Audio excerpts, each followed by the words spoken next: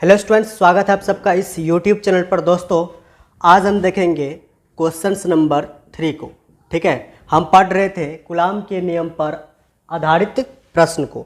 इससे पिछले वाले वीडियो हमने क्वेश्चन नंबर 1 एवं क्वेश्चन नंबर 2 को किया है। आज हम देखेंगे क्वेश्चंस नंबर 3 को। तो आइए इस क्वेश्चन को हम पढ़ते हैं और इस क्वेश्चन को हम सॉल्व करते हैं। ठीक है, आइए हम इस क्वेश्चन को पढ़ते हैं। तो देखो ध्यान से, इस क्वेश्चन में दिया गया है त्रिभुज ABC समबाहु त्रिभुज है। तो सबसे पहले हम एक त्रिभुज बनाएंगे जिसका नाम ABC होगा और वो कैसा त्रिभुज होगा? समबाहु त्रिभुज होगा। तो देखो इस तरह से, सबसे पहले यहाँ पर हम क्या करते हैं, एक समबाहु त्रिभुज बनाते हैं जिसका 3 शीर्ष है, पहला शीर्ष, दूसरा शीर्ष और ये तीसरा शीर्ष।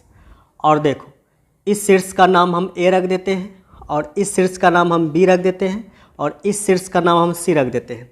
जैसा कि क्वेश्चन में बोला गया त्रिभुज ABC, यहाँ पर देखो शीर्ष A B और यहाँ पर C रख दिए। अब देखो ये समबाहु त्रिभुज है। समबाहु त्रिभुज में प्रत्येक कोण, ये भी 60 डिग्री होगा, ये भी 60 डिग्री होगा और ये भी कितना डिग्री होगा? 60 डिग्री। सभी कोण 60-60 डिग्री होगा, जिसके शीर्ष A तथा B पर Q आवेश रखा हुआ है। तो शीर्ष A और ये B, इस पर Q आवेश रखा है, तो इस पर भी हम Q आवेश रख देंगे और शीर्ष B पर भी हम Q आवेश को रख देंगे। अब हम आगे देखते हैं, रखा हुआ है समझ गए, तथा शीर्ष C पर माइनस Q आवेश रखा है।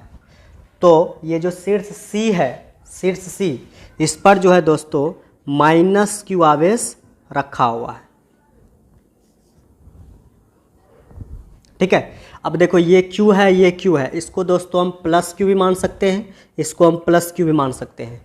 चूँकि कोई चिन्ह नहीं दिया गया है, कोई चिन्ह नहीं रहता है, तो उसको हम प्लस में मान के चलते हैं। और शीर्ष C पर माइनस Q आवेश रखा हुआ है। और समबाहु त्रिभुज की प्रत्येक भुजा A है। तो ये जो समबाहु त्रिभुज बना है, इसका प्रत्येक भुजा, ये भुजा भी A है और ये भुजा भी A है और ये भुजा भी A है। ठीक है, A है। तो शीर्ष B पर, ये जो शीर्ष B है, B पर बल की गणना करें। ये जो शीर्ष B है, इस पर जो ये प्लस Q आवेश रखा है, इसी पर दोस्तों हमको बल की गणना करना है। ये जो शीर्ष B पर प्लस Q आवेश रखा है, इस पर दोस्तों कौन कौन बल लगा सकता है? ध्यान से देखना, ये जो शीर्ष B है, इस पर ये प्लस Q आवेश है, इस पर दोस्तों ये आवेश भी बल लगाएगा और ये आवेश भी बल लगाएगा। इन दोनों का प्रभाव हम इस पर देखेंगे, इसका प्रभाव ना ही इस पर देखेंगे ना ही इस पर देखेंगे, ताकि हमको इसी पर बल को ज्ञात करना है। जिस पर बल को ज्ञात करने बोले, उसका प्रभाव किसी अन्य दूसरे आवेश पे नहीं देखना है। जिस आवेश पे बोला है बल को ज्ञात करने के लिए, उस आवेश पर या अन्य आवेशों का प्रभाव देखेंगे। ठीक है, तो देखो इसका प्रभाव ना ही इस पर देखना है, इसका प्रभाव ना इस पर देखना है, इन दोनों का प्रभाव इस पर देखना है। इस पर, ये दोनों इस पर कितना बल लगा सकता है। ठीक है, तो देखो ये प्लस में है, ये भी प्लस में है, ये प्लस Q आवेश है, ये भी प्लस Q आवेश है। तो ये प्लस जो है, इस प्लस आवेश को धक्का देगा, अपने से दूर भगाएगा, जैसा कि हम पीछे पढ़ चुके हैं पिछले वाले वीडियो में। तो ये प्लस Q आवेश इस प्लस Q आवेश को इधर की तरफ धक्का देगा, बल लगाएगा, प्रतिकर्षण बल। तो देखो इधर की तरफ बल लगाएगा। इस बल को दोस्तों हम मान लेते हैं F1। ठीक है, और देखो ये जो माइनस Q है, ये माइनस Q, ये प्लस Q पर क्या करेगा? बल लगाएगा। ठीक है, चूंकि ये माइनस में है और ये प्लस में है, इस बार प्रतिकर्षण बल नहीं लगेगा। इस बार जो है ये माइनस Q आवेश जो शीर्ष C पर रखे हैं, ये माइनस Q आवेश जो है इस प्लस Q आवेश को अपनी ओर खींचेगा, अपनी ओर इस तरह से खींचेगा, आकर्षित करेगा। तो ये जो माइनस Q आवेश है, इस प्लस Q आवेश को बल लगा के अपनी ओर खींचेगा।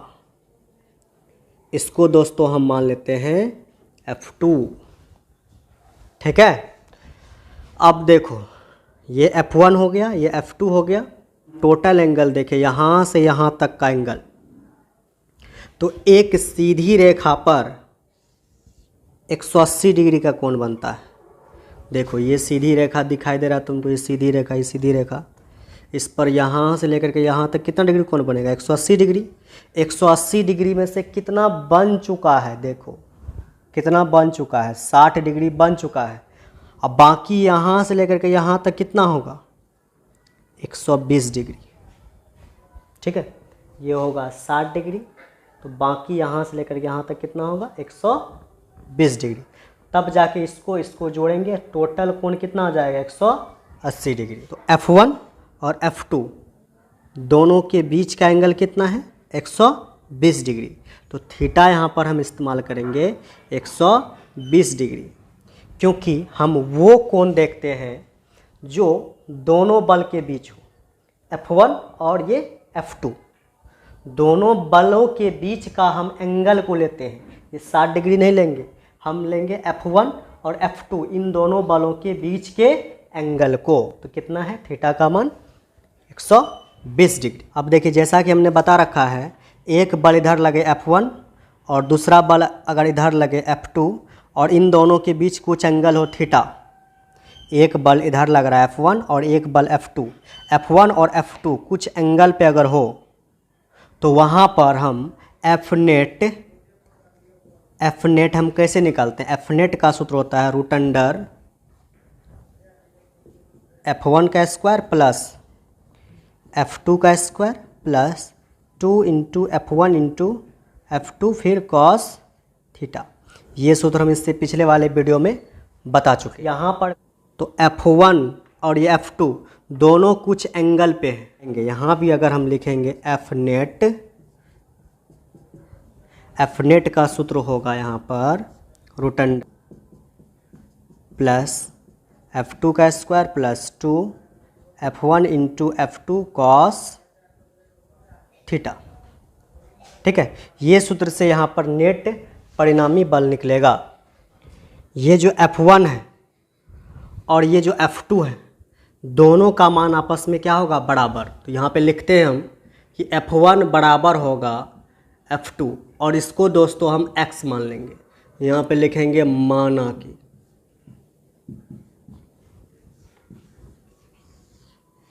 प्लस q और ये माइनस q, इसका परिमाण आपस में क्या होगा? बराबर होगा। ठीक है, और इस प्लस q आवेश का इस प्लस q आवेश से दूरी भी a है और इस माइनस q आवेश का इस प्लस q आवेश से इसका भी दूरी a है। दूरी समान है और आवेश का परिमाण भी क्या है? समान है। परिमाण का ये मतलब हुआ हमको प्लस ये चिन्ह पर ध्यान नहीं देना, सिर्फ इसका क्या देखना? परिमाण समान है। तो ये बल और ये बल आपस में क्या होंगे? बराबर होंगे। तो इसलिए हम लिखे हैं F1 बराबर F2 बराबर x मान लिए। ठीक है, तो देखो यहाँ से तब हम निकाल सकते हैं F नेट दोस्तों हुआ F1 और F2 दोनों बलों का नेट बल, नेट परिणामी बल, उसको हम बोलते हैं F नेट, या आप सिंपली उसको बल बोल सकते। F नेट बराबर रूट अंडर F1 को भी हम x मान चुके हैं, तो F1 के जगह पे हम x रख लेंगे। पावर 2 है तो पावर 2 कर देंगे, प्लस है तो प्लस। F2 को भी दोस्तों हम कितना रख लेंगे? कितना रख लेंगे? x रख लेंगे। तो यहाँ से F2 को भी x रख देंगे, पावर 2 है तो पावर 2 प्लस यहाँ से आ जाएगा 2 इंटू यहाँ से आ जाएगा F1 का मान कितना? x है, तो F1 की जगह कितना रखेंगे? x, फिर इंटू फिर F2 का मान भी कितना है? x ही है, तो यहाँ पे F2 का मान भी x रखेंगे, इंटू यहाँ पे रखेंगे कॉस थीटा का वैल्यू हम पहले ही बता चुके हैं। थीटा का मान कितना होगा? 120 डिग्री। तो यहाँ से थीटा के जगह पर रखेंगे 120 डिग्री। तो यहाँ से F नेट बराबर आ जाएगा रूट अंडर एक ठो एक्स स्क्वायर एक ठो एक्स स्क्वायर, तो 2 ठो एक्स स्क्वायर आ जाएगा। यहाँ प्लस है, प्लस रखेंगे। यहाँ पे देखो 2 है तो 2 रख देंगे इधर, एक ठो 2 ठो एक्स स्क्वायर इंटू यहाँ से कितना है कॉस 120, कॉस 120 का वैल्यू होता है -1/2, तो यहाँ से आ जाएगा एफ नेट बराबर रूट अंडर 2 ठो एक्स स्क्वायर प्लस और ये क्या माइनस, प्लस माइनस माइनस, और यहाँ से आ जाएगा 2x स्क्वायर इंटू यहाँ बचेगा 1/, यहाँ पर बचेगा 1/2। अब देखो दोस्तों ये 2 भागा में ये 2 गुना में, तो ये 2 से ये 2 कट गया, तो यहाँ बचेगा एफ नेट बराबर रूट अंडर 2 ठो एक्स स्क्वायर है बचा हुआ लिख देंगे यहाँ पर, माइनस यहाँ पर देखो क्या बचा है 1 ठो एक्स स्क्वायर, तो यहाँ से आ जाएगा एफ नेट बराबर रूट अंडर 2 ठो एक्स स्क्वायर में से 1 ठो एक्स स्क्वायर चले जाएगा तो बचेगा 1 ठो एक्स स्क्वायर। तो यहाँ से दोस्तों निकल जाएगा मेरे पास एफ नेट बराबर, यहाँ से हम इस तरह से लिख सकते हैं, x का पावर 2 है तो इसको लिखेंगे x गुना x।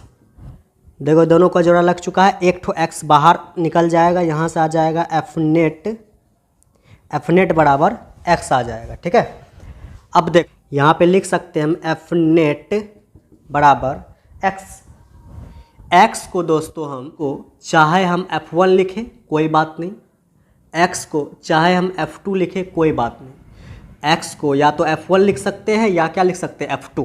तो यहाँ पर जो दोस्तों x है इसको हम या तो f1 लिख सकते हैं या तो क्या लिख सकते हैं f2, तो यहाँ से दोस्तों हम लिख देंगे इसको f1।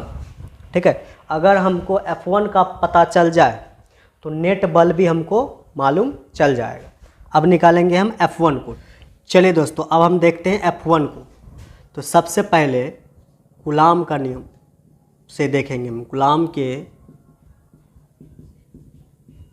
नियम से। ठीक है, कूलाम का नियम का सूत्र होता है F बराबर K into Q1 into Q2 बटे R स्क्वायर। ठीक है, ये कूलाम का नियम का फॉर्मूला है। ठीक है, अब हम क्या करते हैं, यहाँ पर देखो यही फार्मूला लगाते हैं, तो यहाँ से F है तो यहाँ पे लिखेंगे F1 बराबर आ जाएगा K इंटू, अब देखो Q1, ये जो दोस्तों Q आवेश है इसको मान लेंगे हम Q1, ये जो दोस्तों दूसरा Q आवेश है इसको मान लेते हैं हम Q2।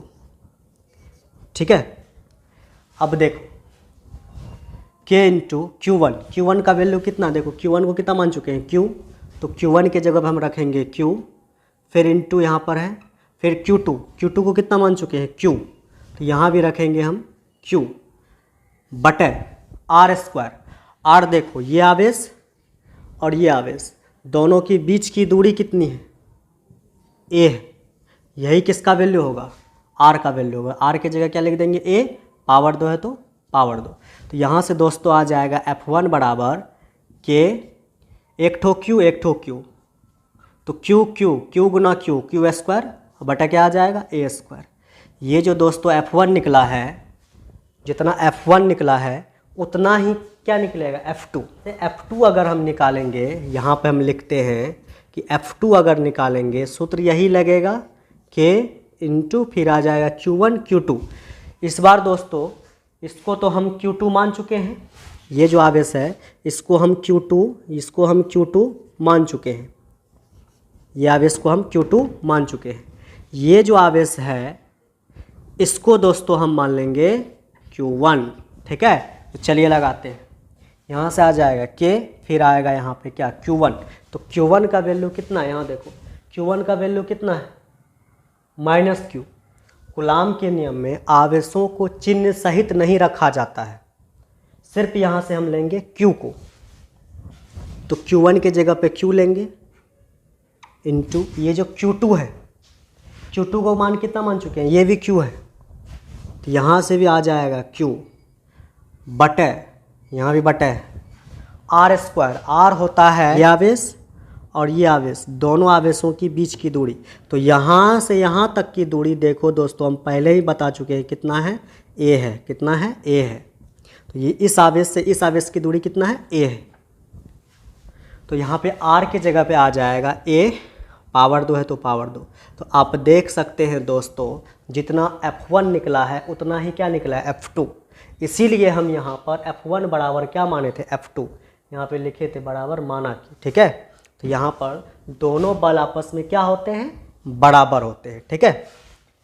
यहाँ से हम लिख सकते हैं f1 बराबर है किसका, f2 का, ठीक है। अब देखो यहाँ से तुमको अब यहाँ पर जो है अगर f नेट निकालना होगा, f नेट बराबर हम क्या मान चुके थे, f1 का वैल्यू दोस्तों यहाँ पर देखो क्या निकल गया है, यहाँ पर है f1 का value k into Q square बटे ए स्क्वायर, यहाँ से निकल जाएगा f नेट। तो f नेट का वैल्यू आ गया k इंटू क्यू स्क्वायर बटे ए स्क्वायर, यही इसका आंसर हो जाएगा, ठीक है।